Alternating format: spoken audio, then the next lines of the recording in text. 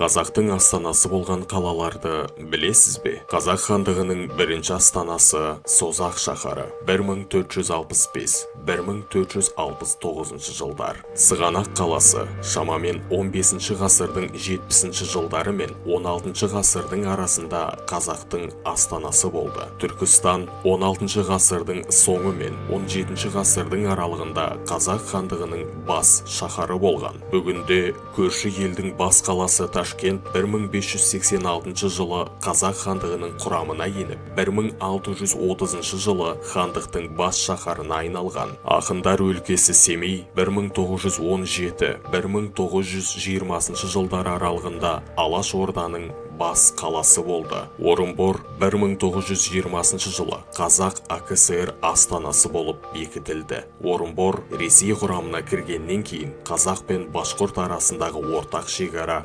жоғалды. 1925-1929 жылдар аралығында қазақтың астанасы Сыр өңіріне көшіп, Қызылорда ел астанасы атанды. Қазақтың ең ірі мегаполисі Алматы қаласы 1929-1997 жылдары еліміздің астанасы болды. 1997 жылы Ақмола бас шаһар болып, 1998 жылы атауы Астана болып өзгерді.